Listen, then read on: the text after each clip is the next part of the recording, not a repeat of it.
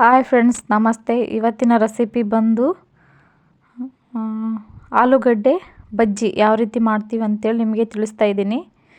ಮೊದಲಿಗೆ ಕಡಲೆಬೇಳೆ ಇಟ್ಟು ಅದನ್ನು ಒಂದು ಜಲ್ಡಿ ಮಾಡ್ಕೋಬೇಕು, ಅಂದರೆ ಸೋಸ್ಕೋಬೇಕು. ಯಾಕಂದರೆ ಭಾಳ ದಿನ ಇಟ್ಟಿದ್ರೆ ಮನೆಯಲ್ಲಿ ಭಾಳ ಹುಳ ಅಥವಾ ಯಾವುದಾದ್ರೂ ಹುಳ ಸೇರ್ಕೊಂಡಿರುತ್ತೆ. ಹಾಗಾಗಿ ಎಲ್ಲವನ್ನು ಜರಡಿ ಇಟ್ಕೋಬೇಕು, ಕಡಲೆಬೇಳೆ ಹಿಟ್ಟು.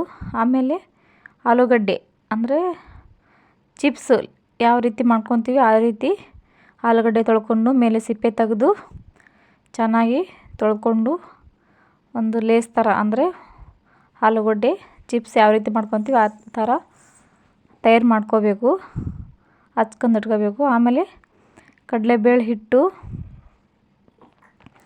ನಾವು ಚೆನ್ನಾಗಿ ಜಲ್ಡಿ ಮಾಡಿ ಇಟ್ಕೊಂಡಿದ್ದನ್ನು ಒಂದು ಪಾತ್ರೆಯಲ್ಲಿ ಇಟ್ಟು ಪಾತ್ರೆಯಲ್ಲಿ ಹಾಕ್ಕೊಂಡು ಅದಕ್ಕೆ ಎಷ್ಟು ಬೇಕೋ ಅಷ್ಟು ಖಾರ, ಅಜ್ವಾನ ಅಂದರೆ ಓಂಕಾಳು ಒಂದು ಸ್ವಲ್ಪ, ಯಾಕಂದರೆ ಆ ಅಜ್ವಾನ ಹಾಕಿದರೆ ಸ್ವಲ್ಪ ಟೇಸ್ಟ್ ಚೆನ್ನಾಗಿ ಬರುತ್ತೆ. ಹಾಗಾಗಿ ರುಚಿಗೆ ತಕ್ಕಷ್ಟು ಉಪ್ಪು, ಚೆನ್ನಾಗಿ ಉಪ್ಪು ಹಾಕಬೇಕು. ಆಮೇಲೆ ಒಂದು ಸ್ವಲ್ಪ ಒಂದು ಸೋಡಾ ಪುಡಿ ಹಾಕಿ, ಹಾಗೆ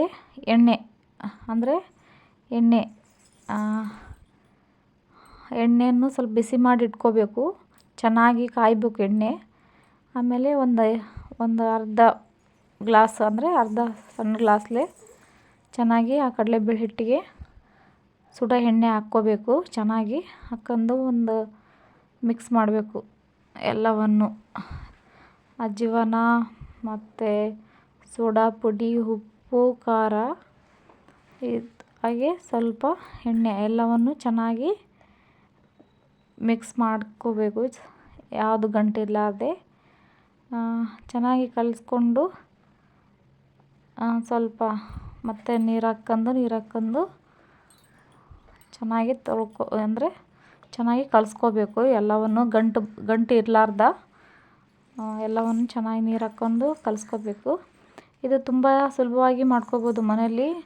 ನೀವೊಮ್ಮೆ ಟ್ರೈ ಮಾಡಿ. ನಾನು ನೈಟು ವಿಡಿಯೋ ಮಾಡೋದ ಕಾರಣ ನನ್ನ ಫೋನು ಅಷ್ಟು ಕ್ಲಿಯರ್ ಬರ್ತಾ ಇಲ್ಲ ಅನಿಸುತ್ತೆ. ಬಟ್ ಒಮ್ಮೆ ನೀವು ಟ್ರೈ ಮಾಡಿ ನೋಡಿ, ತುಂಬ ಚೆನ್ನಾಗಿ ಆಗುತ್ತೆ. ಆಲೂಗಡ್ಡೆ ಬಜ್ಜಿ ತುಂಬ ಸುಲಭವಾಗಿ ಮಾಡ್ಕೋಬೋದು ಮನೆಯಲ್ಲಿ. ಯಾವ ರೀತಿ ಅಂತೇಳಿ ನಿಮಗೆ ತಿಳಿಸ್ತಾ ಇದ್ದೀನಿ ನೋಡಿ. ಗಂಟು ಇರಲಾರ್ದೆ ಎಲ್ಲ ಬಜ್ಜಿ ಇಟ್ಟು ಚೆನ್ನಾಗಿ ಕಲಿಸ್ಕೋಬೇಕು ನೋಡಿ. ಇದು ನಾವು ನೈಟ್ ವಿಡಿಯೋ ಮಾಡಿದ್ದೀನಿ, ಹಾಗಾಗಿ ವಿಡಿಯೋ ಕ್ಲಿಯರ್ ಇಲ್ಲ ನೋಡಿ. ಯಾವ ರೀತಿ ಕಲಿಸ್ಕೋಬೇಕಂತೇಳಿ ಬಜ್ಜಿ ಹಾಕಕ್ಕೆ ಬರಬೇಕು ಒಂದು ಲೇಯರ್ ಅಲ್ಲಿವರೆಗೂ ಚೆನ್ನಾಗಿ ನೀರು ಹಾಕ್ಕೊಂಡು ಚೆನ್ನಾಗಿ ಕಲಿಸ್ಕೊಂಡು ಒಂದು 10-15 ನಿಮಿಷ ಬಿಡಬೇಕು. ಇದನ್ನು ಒಂದು 10-15 ನಿಮಿಷ ಬಿಡಬೇಕು. ಯಾಕಂದರೆ ಅನ್ನ, ಬೇಳೆ ಇಲ್ಲ ಸಾಂಬಾರು ಜೊತೆಗೆ ಈ ವಡೆ ಬಜ್ಜಿ ತುಂಬ ಚೆನ್ನಾಗಿರುತ್ತೆ. ಇದು ತುಂಬ ಸುಲಭವಾಗಿ ಮನೆಯಲ್ಲೇ ನೀವು ಮಾಡ್ಕೋಬೋದು.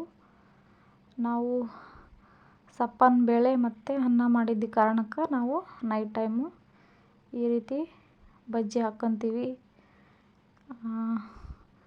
ಆಲೂಗಡ್ಡೆ ಚೆನ್ನಾಗಿ ತೊಳ್ಕೊಂಡು ಇದನ್ನು ಒಣ ಬಟ್ಟೆಯಲ್ಲಿ ಎಲ್ಲವನ್ನು ಒರೆಸ್ಕೋಬೇಕು. ಯಾಕಂದರೆ ಆಲೂಗಡ್ಡೆ ಚೆನ್ನಾಗಿ ನೀರಿನಂಶ ಹೋಗೋವರೆಗೂ, ಇಲ್ಲಾಂದ್ರೆ ಬಿಸಿ ಎಣ್ಣೆಲಿ ಹಾಕಿದರೆ ಸಿಡಿಯುತ್ತೆ. ಹಾಗಾಗಿ ಆಲೂಗಡ್ಡೆ ಎಲ್ಲವನ್ನು ಒಣ ಬಟ್ಟೆ ಮೇಲೆ ಹಾಕ್ಕೊಂಡು ಚೆನ್ನಾಗಿ ಒರೆಸ್ಕೊಂಡು ರೆಡಿ ಮಾಡಿ ಇಟ್ಕೋಬೇಕು. ನಾವು ಒಂದು ಸೈಡು ಇಟ್ಟು ಒಂದು 10 ನಿಮಿಷ ನೆನೆಯಲು ಬಿಟ್ಟಿದ್ದೀವಿ.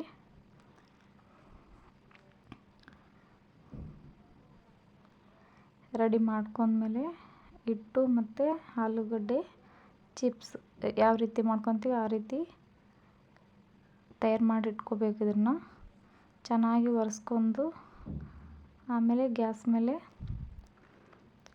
ಬಾಣಲೆ ಇಟ್ಟು ಬಾಣಲಿಗೆ ಎಣ್ಣೆ ಹಾಕಿ ಚೆನ್ನಾಗಿ ಬಿಸಿ ಮಾಡ್ಕೋಬೇಕು. ಫಸ್ಟು ಬಿಸಿ ಜೋರು ಇಟ್ಕೊತೀವಿ ಗ್ಯಾಸು, ಯಾಕಂದರೆ ಎಣ್ಣೆ ಚೆನ್ನಾಗಿ ಕಾಯಬೇಕು.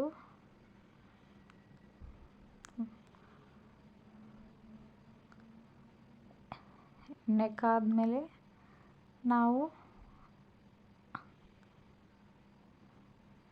ಈಗ ಬಜ್ಜಿ ಹಾಕ್ಕೋಬೇಕು. ಎಲ್ಲ ಆಲೂಗಡ್ಡೆ, ಒಂದು ಅರ್ಧ ಆಲೂಗಡ್ಡೆ ನಾನು ಹಿಟ್ಟಲ್ಲಿ ಹಾಕ್ಕೊಂಡಿದ್ದೀನಿ. ಹಾಕ್ಕೊಂಡು ಬಜ್ಜಿ ಬಿಡಬೇಕು ಎಣ್ಣೆಗೆ. ಸ್ವಲ್ಪ ಎಣ್ಣೆ ತುಂಬ ಬಿಸಿಯಾಗಿದೆ ಅನಿಸುತ್ತೆ ನೋಡಿ.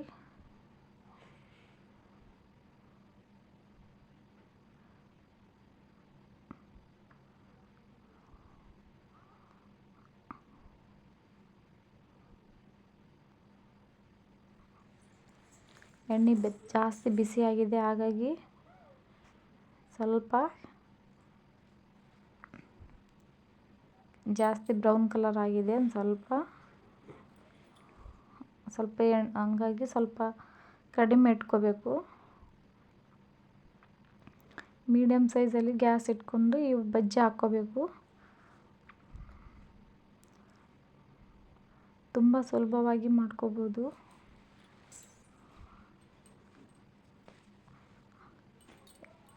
ಈ ಬಜ್ಜಿ ಹಿಟ್ಟಿಂದ ಎಲ್ಲ ಥರದ್ದೂ ಮಾಡ್ಕೋಬೋದು. ಪಾಲಕು,